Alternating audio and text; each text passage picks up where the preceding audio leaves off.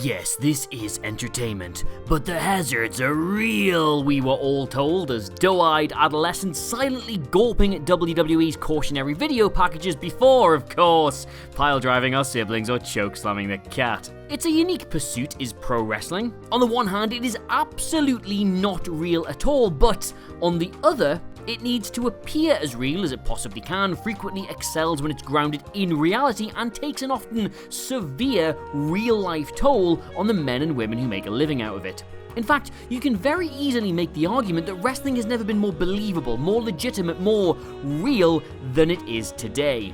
Or rather, you could have until a few months ago. You see, with the need for cinematic matches to capitalise on the lack of actual crowds, WWE have allowed both the talent and the writing department to turn every single dial up to 11. The stories are insane, the matches defy time, space or sense, and the cost of losing, well, that's now transcended a mere title change or the humble L to see stars' very lives being extinguished. Even if it's, not permanent. Enter a wrestling match in 2020 and there is mortal peril for whom the ring bell tolls. My name is Adam Cleary and these are 10 wrestlers who have been killed in 2020. Number 10, Matt Hardy. Cause of death, massive cranial trauma. Now, record scratch freeze frame, obviously not talking about AEW's Matt Hardy, who, as you know, recently suffered a similar sounding but nonetheless not to be made fun of fall on one of their shows. No, instead we're talking about WWE's Matt Hardy, who conveniently, in the eyes of the law, is a separate legal entity. And of course, dead. Matt Hardy is dead. We know this because Randy Orton caved his skull in during the build to WrestleMania, and then, after Hardy returned the next week with his neck in a brace, Orton caved his skull in again. In the medical field, of which I am an expert, this is what's known as an absolute doing. It's been months since these heinous events took place and Hardy still hasn't been seen or heard from on WWE programming. This is understandable, of course, as he's dead. In fact, he was killed so hard that his essence recently appeared on another wrestling show, apparently having been revived through some sort of ethereal plane. Calling itself Domestos or something, I don't know, it confirmed that the entity fans once knew and loved as Matt Hardy had perished and he had been reborn in its place. Just in case anyone's still doubting the raw sexual power of the concerto though, it not only murdered a 45-year-old man here, but Orton apparently hit him so hard that it sent his undying soul through all manner of alternative spiritual realities and directly onto another network. That's impressive. Current status dead, but reborn on TNT. Number 9, AJ Styles. Cause of death, buried alive. AJ Styles is dead. What other possible consequence can there be to losing a Boneyard match? How do you think the yard is full of all those bones? Do you think their former owners simply died of natural causes? Do you think they wandered in there just about clinging to the last threads of life and then quietly expired? No, they were killed by The Undertaker. And so was AJ Styles. No sooner did he think that actually he was the one who'd done the killing, but the Phenom appeared in a flash of blinding light and TV teleportation tropes to stick him in a big 6-foot hole. Not a fatal distance to fall by any stretch of the imagination, but an entire tractor's worth of soil deposited on top of him would have ensured a crushing, gasping death. You see, the whole concept and indeed the naming convention of being buried alive is that the adjective there isn't to be reassuring. You're being buried alive because that's absolutely not how they're going to find you. Now, whether that's because of asphyxiation, dehydration, starvation, or in cold climates hypothermia, is really just down to the upkeep of whatever particular boneyard you happen to find yourself in. Current status dead for 1 month, but now back on TV.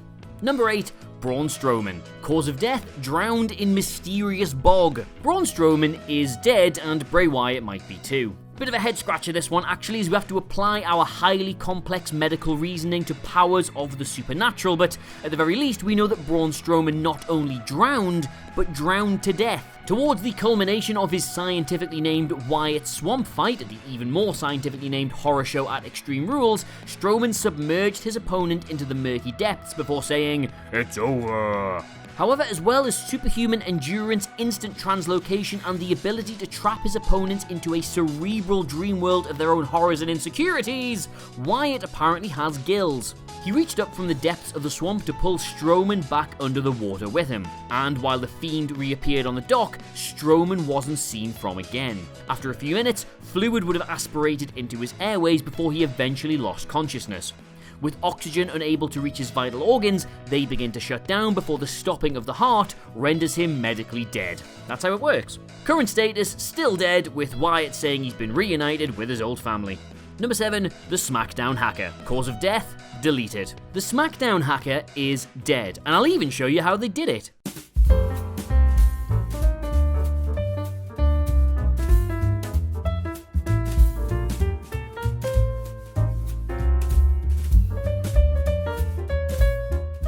Current status, erased from TV, erased from history. Number 6, Elias. Cause of death, fatal skull fracture. Elias is dead. You see, most people manage to get through the air without getting killed, and those few who don't normally only manage to get killed once. To get killed twice, well, that almost never happens at all. In fact, if there's anyone on Earth that's making a case for having a worse 2020 than the US government, it's probably Elias, which, given that he's still unbeaten on TV this year, is really quite the achievement. First off, King Corbin sent him plummeting off the Performance Center gantry onto the floor below. Now, bit of science here, the terminal velocity of a human body is about 53 meters per second, but up to about 12 meters per second you'd likely survive the impact, meaning a 2-second or 20-foot fall will probably not be fatal. Elias here though is falling backwards, meaning the whiplash on his neck when he impacts the ground would effectively slam the back of his head into the floor with almost twice the force of the fall itself. This would crack the skull, causing internal bleeding or an epidural hematoma as it's known at home. With clearly nobody rushing to his aid, this collection of blood would expand within the skull and press on his brain, eventually causing death. Current status, actually managed to make his WrestleMania match the following week, but to call him alive would be a stretch.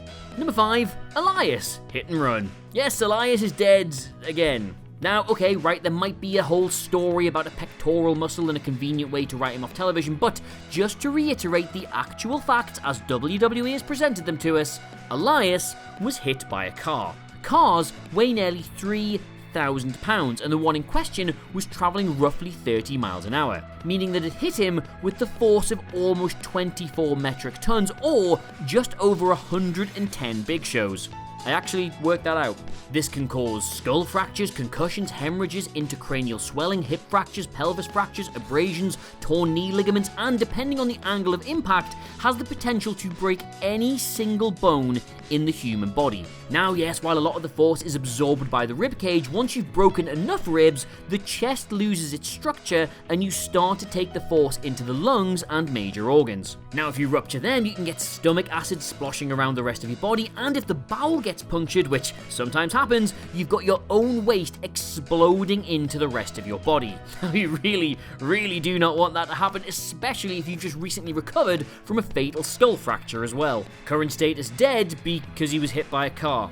Number 4, Eric, Ivar, Angelo Dawkins, and Montez Ford. Cause of death, eaten by giant dumpster monster. Eric, Ivar, Angelo Dawkins, and Montez Ford are dead, or at least in some sort of strange mirror universe dimension they are. I'm not entirely sure. Regardless, I'm not really certain how much scientific methodology or medical insight I can add to this one, as it's just 4 lads falling into a giant sentient dumpster. Even their eventual consumption is considerably more implied than anything else. We see a tentacle and hear some things, and that's it. We then immediately cut back to Backlash itself, where commentary, in perhaps the most damning undersell in WWE history, ignored the garbage monster, the 7-foot ninja, and everything else in that match to simply say that the advertised Raw Tag Team Championship contest would not be happening. Despite this Twilight Zone-esque fatality, both teams were back on television within the week, proving that the only real damage here was to the integrity of the brand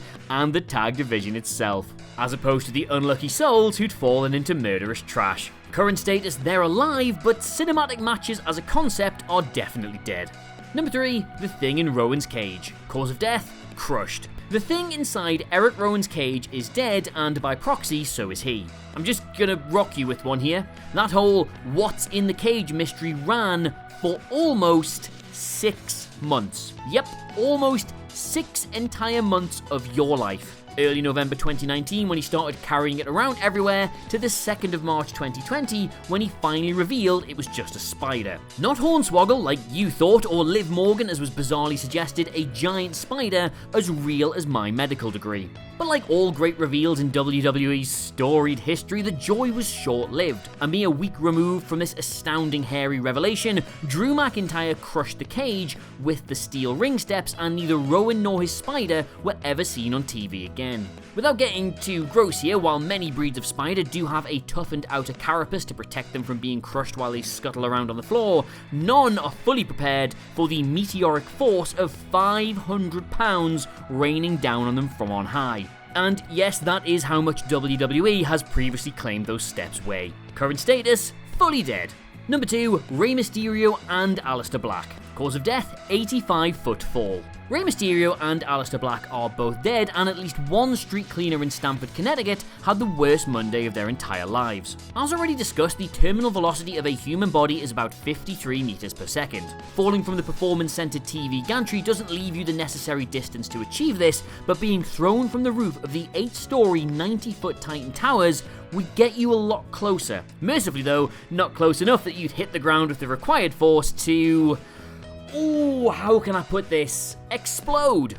Our bodies are pretty well put together, you see, and for all the analogies about human pizzas, we'd have to be going over 44 meters per second to lose all structural cohesion upon impact, spraying out viscera and carrion, no not those two, for several feet in every direction. With the height of WWE HQ to plummet, a human body would probably only reach about 20 to 25 meters per second before it hit the ground. Still though, while that's not fast enough to, and I'm quoting Drew McIntyre here, bust you, it's fast enough to smash up every single bone and rupture every single organ in the human body. And thus, Aleister Black and Rey Mysterio were murdered at Money in the Bank. Current status, came back to life to form a tag team within 24 hours. Number 1, Rey Mysterio. Cause of death, catastrophic ocular luxation. Rey Mysterio is dead, despite what experts at the local medical facility might have said. I know they're trying to claim he's alive, but the act of removing the eyeball from a living human being is, and I don't mind sticking my neck out on this one, easily one of the most traumatic events it's possible to conceive of. Strictly speaking, this isn't fatal and a lot of people do make full recoveries from it, but when you actually consider what's involved in putting it back, I'm not sure you'd want to. First of all, Seth Rollins extracted the eye by using the very corner of the ring step, not with some gentle medical device or with any sort of expert supervision, just a jagged metal 90-degree angle. The longer the eye is out of the head, 2 weeks and counting at the time I'm recording this, the more strain is put on the nerves that connected to the brain. Anyway, here's the official medical procedure for fixing globe luxation as it's actually known. Doctors apply some topical painkillers, hold back your lashes and poke your eyeball into its socket, pressing on the white part with gloved fingers. In some cases, they'll use a small, simple tool like a bent paperclip to shoehorn it back into place. A paperclip. If Mysterio isn't dead, then he's absolutely going to wish he was when the local medical professional comes back from the goddamn stationery cupboard. Current status, wasn't seen, hey, you get it? Seen because it was his eyeball, for a number of weeks. So there you have it, those are 10 wrestlers who have been killed in 2020, read to you by an actual medical doctor with an actual degree, with an actual certificate and everything. Please stop asking to see it, you are not the police. Let me know what you made of it all in the comments below, bearing in mind I am a qualified expert here, and of course don't forget to like, share and subscribe. Time though, thank you so much for watching. I have been Dr. Cleary, MD, something, and I'll see you soon. Goodbye.